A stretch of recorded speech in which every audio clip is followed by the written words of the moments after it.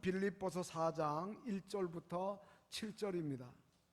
빌립보서 4장 1절부터 7절, 신약성경 322쪽입니다. 제가 봉독하겠습니다. 그러므로 나의 사랑하고 사모하는 형제들, 나의 기쁨이요 면류관이 사랑하는 자들아, 이와 같이 주 안에 서라. 내가 유오디아를 권하고 순두개를 권하노니 주 안에서 같은 마음을 품으라. 또 참으로 나와 멍에를 같이 한 내게 구하노니 복음에 나와 함께 힘쓰던 저 여인들을 돕고 또한 글레멘드와 그 외에 나의 동역자들을 도우라. 그 이름들이 생명책에 있느니라. 주 안에서 항상 기뻐하라. 내가 다시 말하노니 기뻐하라. 너희 관용을 모든 사람에게 알게 하라. 주께서 가까우시니라. 아무것도 염려하지 말고 다만 모든 일에 기도와 간구로 너희 구할 것을 감사함으로 하나님께 아뢰라.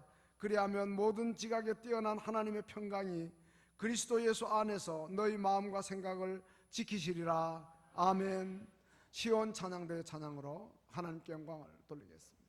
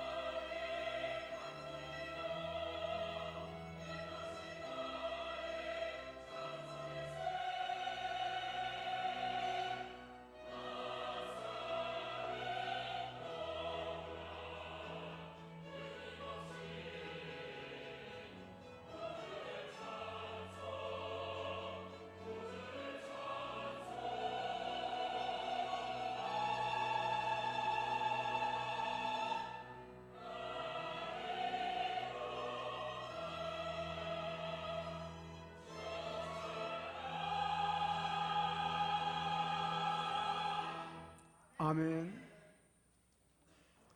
오늘 봉독에 드린 이 빌립보서는 사도 바울이 로마 감옥에 있으면서 빌립보 교인들에게 보낸 편지입니다.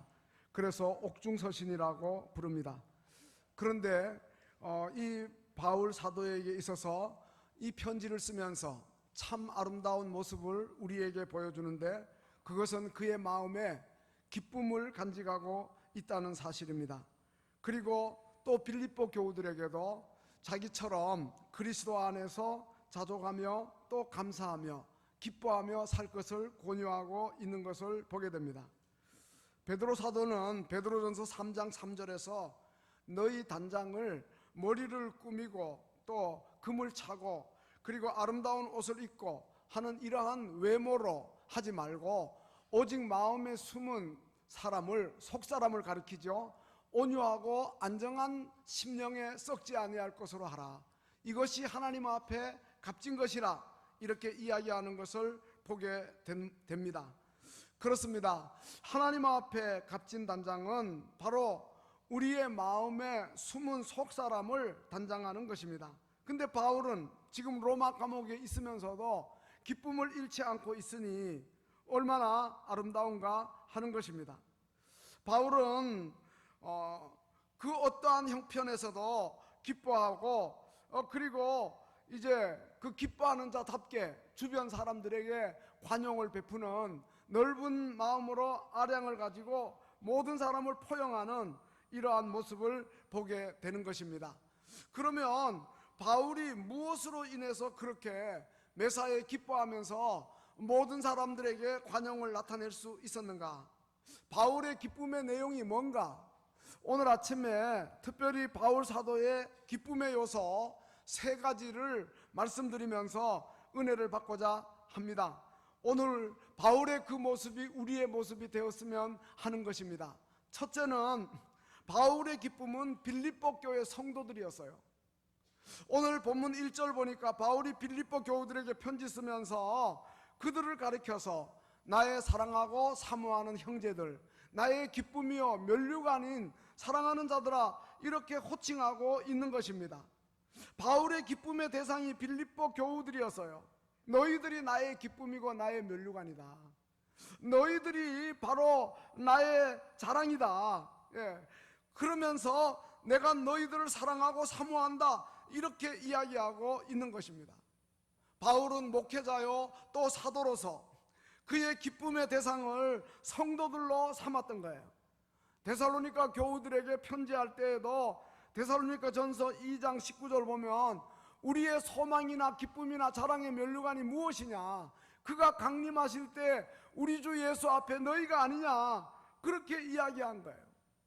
그러니까 이 바울은 그 빌립보 교인들이나 데살로니가 교인들이나 모든 성도들을 기쁨의 대상으로 삼고 자랑으로 삼았으니까 그들을 생각할 때마다 기쁘지 않을 수가 없었던 거예요.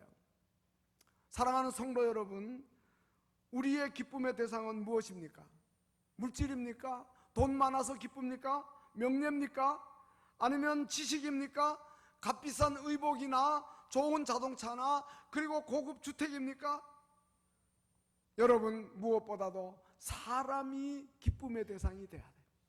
눈에 보이는 어떤 물질이 기쁨의 대상이 되는 것이 아니고 사람이 기쁨의 대상이 되어야 돼요. 특별히 교회 안에서 우리 성도들 만나는데 성도들이 우리의 기쁨의 대상이 되어야 돼요. 우리가 서로 성도들이 주일마다 교회에 와서 얼굴 대하면서 부담스럽거나 또 이제 대하기가 어려운, 이렇게 이제 여겨져서는 안 된다 이 말이에요. 우리 그리스도인들이 서로 만나면 좋고 그리고 기쁘고 그리고 사랑스러워야 한다 이 말이죠. 그런데 빌립보 교회 안에는 크고 작은 문제가 있었고 교회를 열심히 받드는 지도자들 가운데 다툼과 의견 충돌이 있었어요. 그래서 바울이 이러한 문제에 대해서 우리 그리스도인들이 마땅히 지내야 할 태도를 빌립보서 2장부터 벌써 밝히고 있어요. 거기서는 이름을 거명하지 않았지만 빌립보서 2장 2절부터 보면 마음을 같이 하라, 같은 사랑을 가지라. 뜻을 합하라. 한 마음을 품으라. 아무 일에든지 다툼이나 허용으로 하지 말라.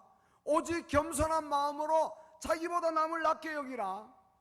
그렇게 이야기하면서 너희 안에 이제 이 마음을 품으라 그러면서 그리스도 예수의 마음을 품으라 그럽니다.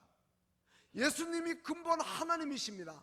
그러나 하나님과 동등됨을 취할 것으로 여기지 아니하시고 오히려 자기를 비우고 종의 형체를 가져 사람들과 같이 되고 또 사람의 모양으로 나타나셔 자기를 낮추시고 죽기까지 복종하셨는데 바로 그 예수님을 본받으라 이렇게 이야기하고 있는 것입니다. 그래서 우리 모든 성도들은 스스로 낮아져서 겸손한 마음으로 갖고 모든 사람을 자기보다 낮게 여기면서 누구를 대하든지 부담스럽지 않고 거리낌이 되지 않고 모두가 다 기쁨의 대상이 되어야 한다는 거죠. 이것은 자신을 위해서도 좋아요.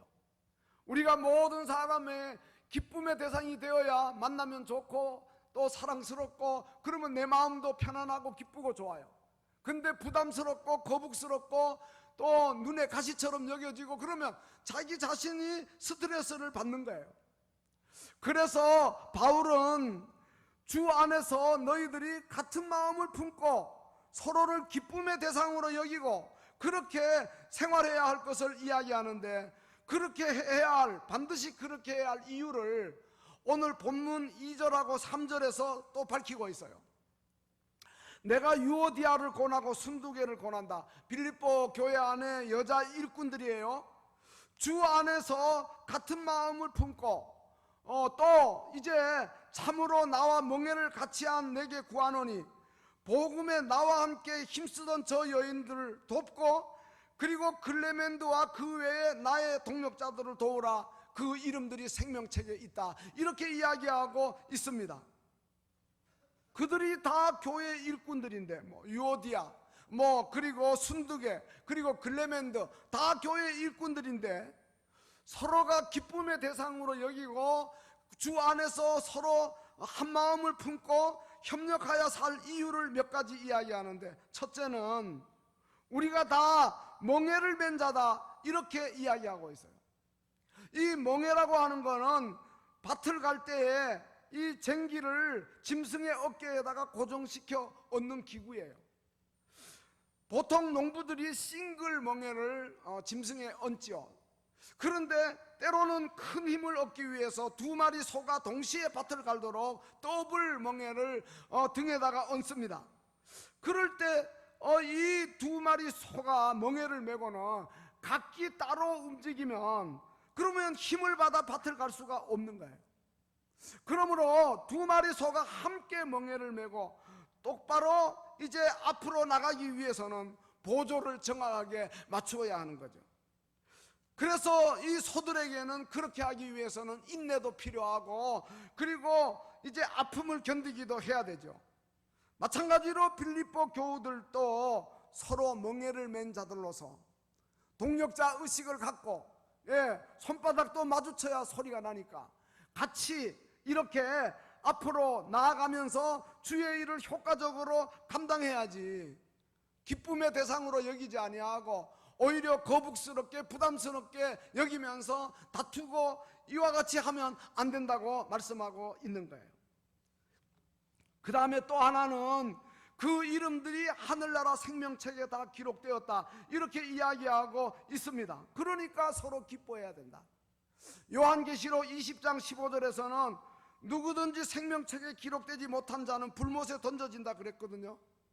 근데 우리는 다 그곳으로 가지 않고 천국에 들어가 영원히 함께 행복하게 살 자들인데 우리가 서로 기쁨의 대상으로 여기지 않으면 안 되는 거예요.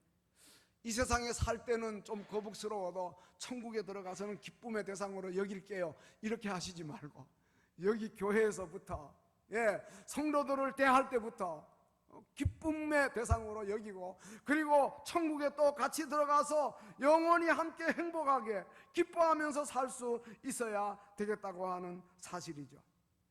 그래서 우리 성도들은요 교회 안에서 늘 성도들 간에 서로를 기쁨의 대상으로 여겨야 하고, 뿐만 아니라 우리가 가정에 돌아가 가지고도 마찬가지예요. 남편을 기쁨의 대상으로 여겨야지, 아내를 기쁨의 대상으로 여겨야지, 부모를, 자녀를 기쁨의 대상으로 여기고, 형제들을 기쁨의 대상으로 여기고, 그리고 우리가 이제 이웃이나 직장 동료나 친인척에게 기쁨의 대상으로 여기고, 그래서 모든 옆사람과의 관계에 있어서 모든 사람들이 우리들의 기쁨의 대상이 돼야지, 부담스럽고 거리낌이 되는 그러한 자리에 들어가서는 안 된다. 만일 그렇게 되면 내 자신에게 오히려 손해고, 내가 오히려 그 사람으로 인해 스트레스를 받으니까 우리 마음을 바꿔야 된다는 거예요. 네. 바꿔서 우리가 기쁨의 대상으로 여기고 관용을 나타내는 우리 모두가 되어야 한다는 것입니다. 사랑하는 성도 여러분, 우리 모두는 모든 사람을 귀하게 여깁시다. 남자나 여자, 노인이나 아이, 높은 사람, 낮은 사람, 권세자나 천하고 가난하고 약한 모든 자를 다 똑같이 소중히 여기고 기쁨의 대상으로 여기면서 사시는 복된 성도들이 다 되시기를 주님의 이름으로 축원합니다. 두 번째는 바울의 기쁨은 예수님이었습니다. 오늘 본문 4절에서 바울은 빌립보 교우들에게 주 안에서 항상 기뻐하라 그랬고, 10절에 더 나가서 보면 내가 주 안에서 크게 기뻐한다 이렇게 이야기합니다. 바울의 기쁨의 근원은 주 안에서입니다. 이 바울 서신에 보면 주 안에라는 말이 많이 나와요.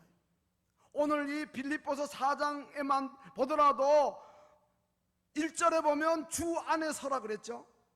2절에는 보면 주 안에서 같은 마음을 품으라, 4절에는 주 안에서 항상 기뻐하라, 7절에는 그리스도 예수 안에서 하나님의 평강이 너희 마음과 생각을 지키시리라, 10절에 나가서는 주 안에서 내가 크게 기뻐한다 이렇게 이야기해요.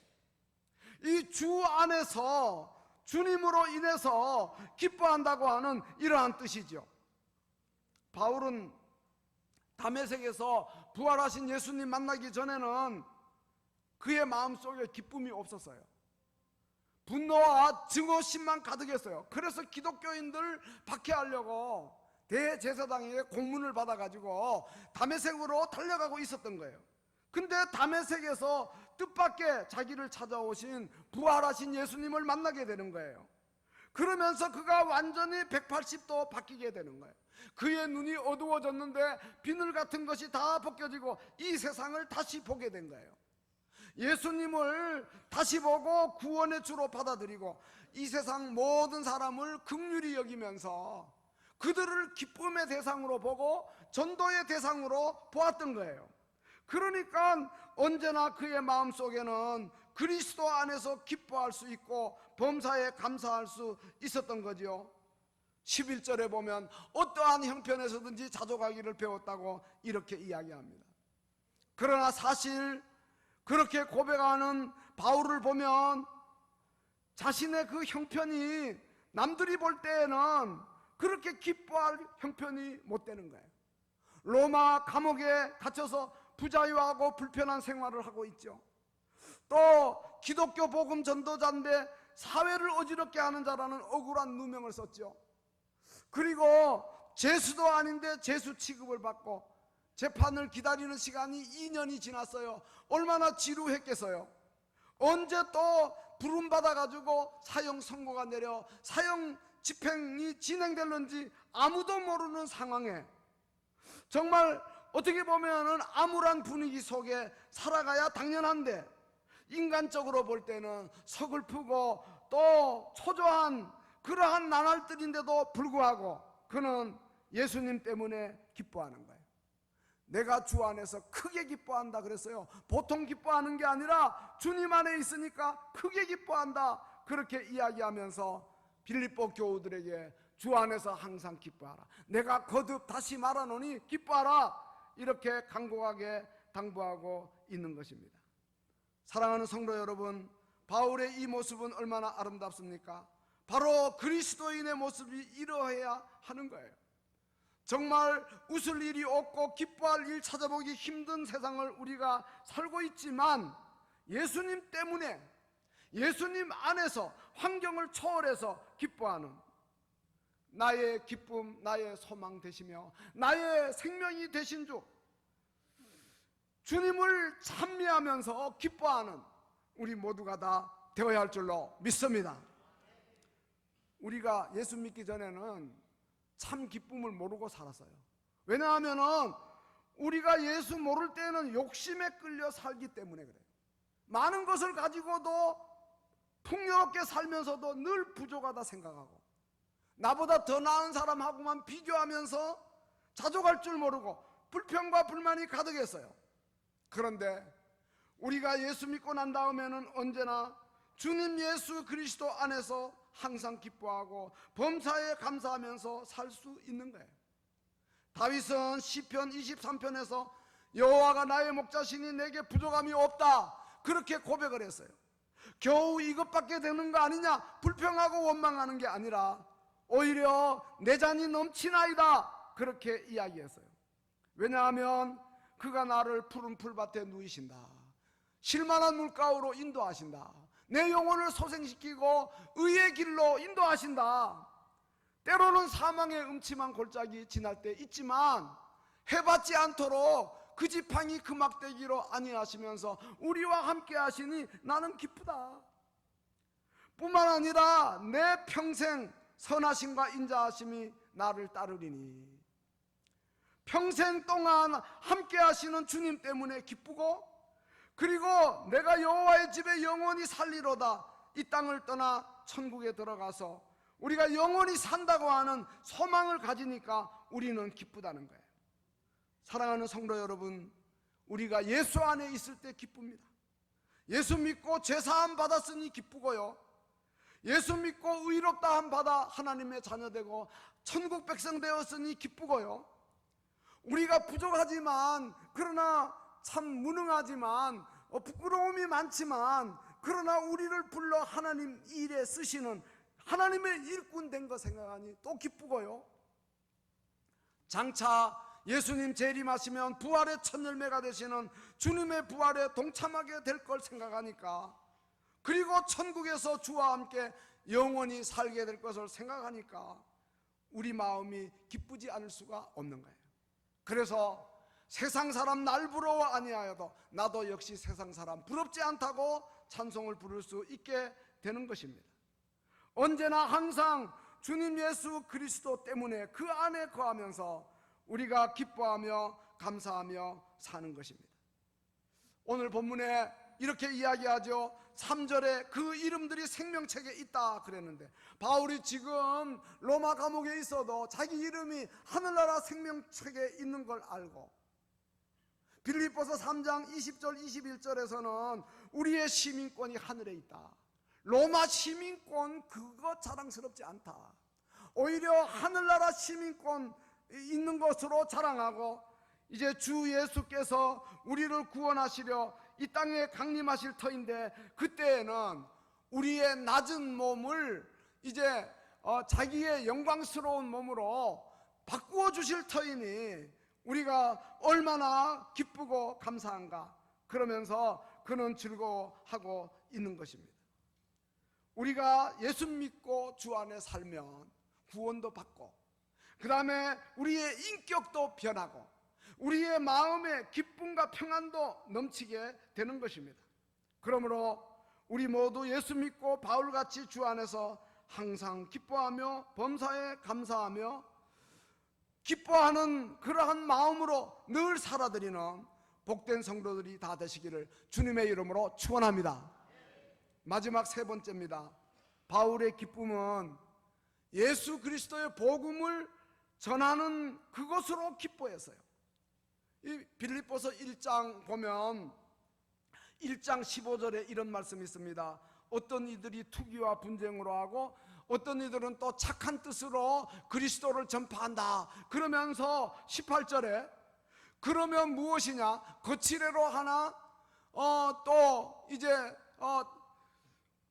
참으로 하나 무슨 방도로 하든지 전파되는 것은 그리스도니 이로써 나는 기뻐하고 또 기뻐한다, 그렇게 이야기하고 있어요. 이 말의 의미는 예수 그리스도의 복음만 전파되면 그 방법이 어떠하든지 누구를 통해서든지 아무 상관이 없고 예수 그리스도의 복음이 전파되는 것으로만 자기는 기뻐하고 즐거워한다. 그렇게 고백하고 있는 것입니다. 바울에게는 복음 전하는 기쁨보다 더 큰 기쁨이 없었어요. 사도행전을 보면 사도행전 16장에서 바울이 빌립보에서 복음을 전하다가 억울하게 감옥에 갇히고 매를 맞습니다. 귀신 들려 점치는 여자 불쌍해가지고 고쳐줬는데, 근데 바울과 실라가 감옥에 갇혀서 간수에 의해서 옷을 벗기고 그리고 매로 치니까 피를 흘리게 되고 살점이 떨어지게 되고 그럽니다. 뿐만 아니라 그를 깊은 감옥에다 가두고 발을 착고에다 든든히 채웁니다. 그럼에도 불구하고 바울과 실라는 한밤중에 기도하고 제수들이 다 듣도록 찬송을 합니다.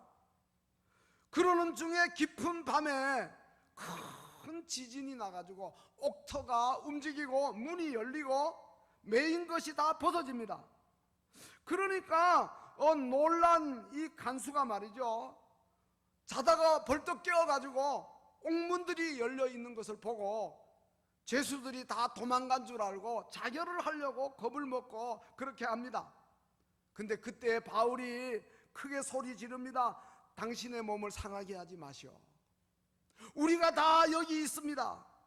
그러니까 이 간수가 등불을 좀 달라 그래가지고 무서워 떨면서 바울과 실라 앞에 와 엎드립니다.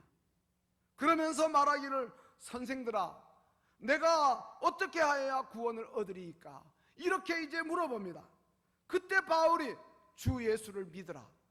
그리하면 너와 내 집이 구원을 얻으리라. 바울이 그동안 억울하게 매맞고 피 흘리고 온몸이 상처투성이지만, 그러나 그에게는 그 간수의 영혼을 사랑하는 마음이 있었어요. 그래서 그를 인하여 기뻐하는 거예요. 그의 잘못은 다 용서하고 그에게 복음 전하는 그것만이 그렇게 기쁠 수가 없었다, 이러한 말씀이죠. 그러자 이제 이 간수가 마음에 감동을 받죠. 그래서 이제 이 간수가 그들을 데리고 맞은 자리를 갖다가 다 씻어주고, 그리고 또 자기 집으로 모셔가서 온 가족들이 다 세례받고, 그리고 또 음식을 잘 차려 대접하고 온 집안이 하나님을 믿으니까 바울에게는 그보다 더 큰 기쁨이 없었어요. 여러분, 바울의 기쁨은 첫째는 성도였고 사람이었고, 두 번째는 예수님이었고, 그 다음에 세 번째는 그리스도의 복음을 널리 전하는 것이 그의 기쁨이었던 거예요.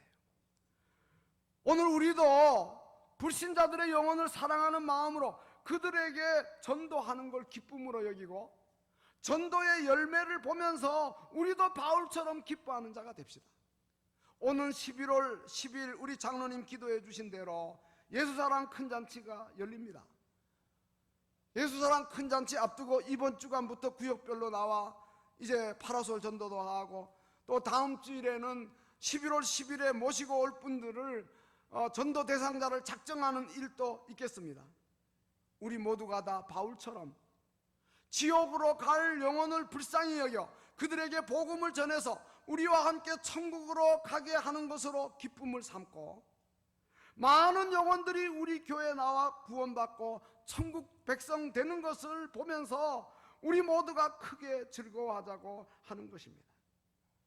여러분, 우리 성도들에게는 최고 최대의 기쁨이 전도의 열매를 맺는 것이어야 돼요. 국민일보에 보니까 제주도 도지사 원희룡 씨 부모님에 대한 이야기가 나와 있더라고요. 어머니도 권사님이고 85세인데, 그 다음에 아버님도 85세인데 원로 장로님이세요. 이 원희룡 지사가 6남매인데 그는 둘째예요.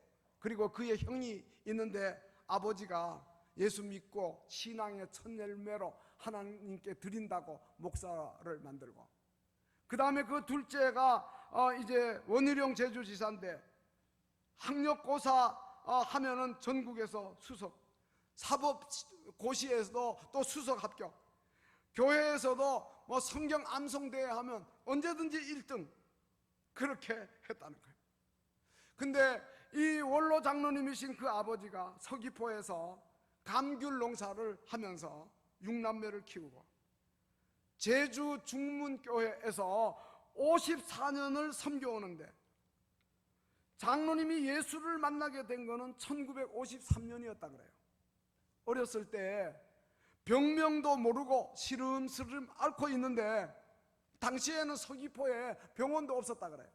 그러니까 사람들이 무당 불러다 구타라 그러고, 예, 이러는 가운데 그때가 이제 6.25 이후였기 때문에 제주도에는 외지에서 피난 온 사람들이 많았다 그래요. 근데 피난민 중에 한 사람이 빨간색 쪽복음 사복음서를 건네주었다 그래요. 전도한 거죠.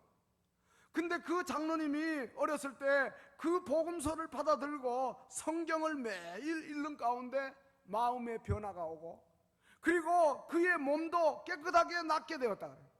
그 교회 나가기 시작하면서 열심히 신앙생활 하는데 31살 때에 장로로 임직을 받고, 가정에서는 6남매 다 데리고 새벽기도 나가고 매일 가정예배 드리고, 전도지를 만들어 가지고 처음 만나는 사람에게 전도하고, 국제기도원협회에 들어가셔 가지고 회원이 되어서 신약 전서하고 시편으로 묶어져 있는 작은 성경이 있는데 그거를 전도 대상자에게 선물을 하고, 이렇게 행복한 삶을 사시게 되었는데요. 제주도에 온 피난민 한 사람, 누군지 모르죠. 지금 지나가면서 이제 전도지를 줬는데 아마 천국 가면 알게 될 거예요. 그 사람이 누군지 알게 되지 않겠어요? 그러면 얼마나 감사하고 얼마나 기뻐하겠나 이 말이죠. 그 한 사람이 지나가면서 준 전도지를 받고 예수를 믿고 장로가 되고 아들들이 목사가 되고 도지사가 되고, 그렇게 복을 받게 된 그것은 한 사람의 전도 때문이다. 여러분들이 파라솔 전도하면서 전도지 나눠주고, 또 전도 대상자를 찾아가서 이제 여러분들이 선물을 주고, 이렇게 그분들을 모시고 오는 가운데 예수를 믿게 되는 그것, 또 예수 믿고 변화되는 것, 예수 믿고 복 받는 걸 보면 정말 그보다 더 큰 기쁨이 어디 있겠느냐 이 말이에요. 국민일보에 매주 금요일마다 우리 이용희 장로님이 글을 쓰고 계신데, 지난번 한번 제가 보니까 에스더 기도 운동에서 있었던 일을 썼어요. 북한에서 탈북을 한 자매가 중국으로 와가지고 선교사님을 통해 가지고 복음을 받고 예수님을 영접한 거예요. 그런데 이 자매는 이제 선교사님 통해 가지고 남한으로 오거나 아니면 미국으로 갈 수 있는 그 구출의 기회가 있었는데 그가 그거를 거부했어요. 왜냐하면 북한에 있는 부모님, 가족들, 내가 탈북해가지고 선교사 만나 예수 믿고 보니까 그렇게 좋은데 나만 예수 믿고 구원받고 천국 가서는 안 되겠다. 그러니까 자기 가족들도 부모님들도 형제들도 예수 믿고 구원받아야 되겠다는 생각으로 주변의 사람들이 다 말렸지만은 다시 북한으로 들어갔다 그래요. 북한에 들어가서 1년 반 동안 머물면서 가족들에게 복음을 전하고 예수 믿게 하고 다시 중국으로 와가지고 한국으로 오고, 그 다음에 하나원에서 출소해가지고 에스더 기도 운동 탈북민 센터에서 현재 봉사하고 있다고 하는 그 글을 보았어요.